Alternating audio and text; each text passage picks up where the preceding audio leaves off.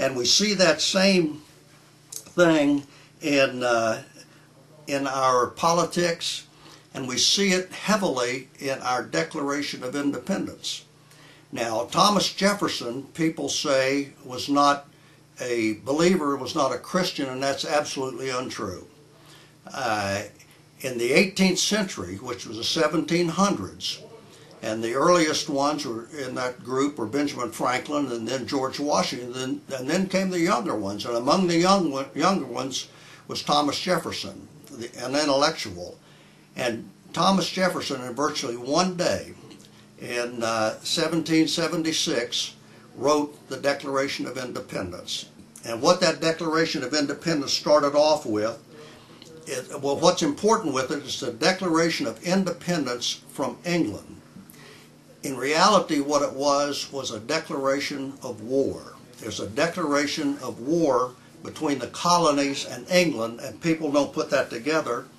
And in the Declaration of Independence, I'm going to back up a step. Jefferson was a deist, and in the 1700s, the 18th century, everybody was considered deist because they were intellectual. You have two things. You have a deist and you have theist. Deist is a Latin word. Theist is a Greek word for God. A deist is a person who comes to God purely by thinking. And most of us do that. Most of us, as we mature and get a little older, reason brings us to God. And so these people were deists. Absolutely nothing wrong or anything about a deist. A theist was a person who came to God intellectually, but also had the addition of a born-again experience. You don't need the born-again experience to bring you to God. So you have theists and you have deists, and people say that Thomas Jefferson was just not a Judeo-Christian. They are totally wrong. And they try to say he's a deist. Nothing wrong with being a deist. Now, when he wrote the Declaration of Independence, one man wrote that. And he has phrases in there such as the laws of nature and of nature's God. That means the laws of nature, which are lightning, rain, earthquakes, all that. Those are laws of nature. And nature to him meant God. And then the very next phrase is the laws of nature's God. He does not explain who this God is, but it's nature's God. He rules everything, stars, the sun, everything out there, and that's our God. And he said, he was a deist, and he said, this is our God. And people make an issue over that. Now what he goes on to say is, we hold these truths to be self-evident. But he doesn't exactly say what those truths are.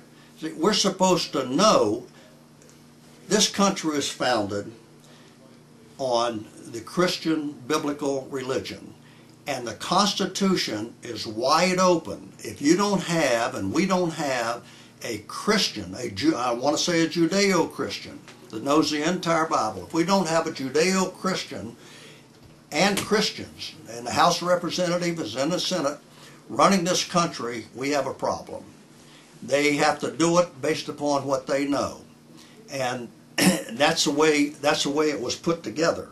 If we ever get to a position, I'm not saying we're there today, but if we ever get to a position where we've lost that, we have lost this country, because it's very easy to violate the Constitution of this country.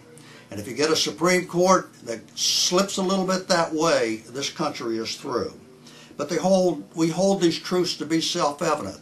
And that's the same with God, in that it's evident to ourselves. We know these things, and they're not going to list these things. If you don't know it, then don't be a citizen of this country. And then he goes on to say, all men are created equal by their Creator. What Jefferson has put into the Declaration of Independence is God. That's God. God's a creator, and he has done the creating. Jefferson's a deist. Jefferson is a Christian. Jefferson is very intelligent. He's an intellectual. He's going to use words differently than most of us use them. So what he said was, all men are created equal. Now what we've had a president lately, And here's what he says. He says, all men are equal and endowed with certain rights. He omits all men are created equal, for they're endowed by their creator. Those two words are left out frequently when he quotes this. And then it goes on to say, endowed by certain rights being, and he names three: life, liberty, and the pursuit of happiness. Now, about 80 years ahead of Jefferson was John Locke, a philosopher in France, and he used the phrase life, liberty, and property. Life, liberty, and property, I think, appears in our Constitution, I think, twice, maybe 3 times. Life, liberty, and pursuit of happiness appears nowhere else except for Jefferson. So we know what life is, and we know what property is, and we know what liberty is. But what is happiness? Now, this is a declaration of war. And you don't put in a declaration of war to go off and have happiness.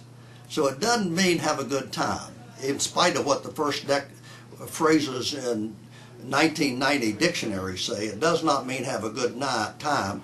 Happiness means something different. And what it means is, the HAP, the best word for it is fortune.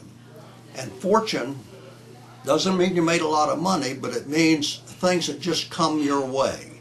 And they come your way from God.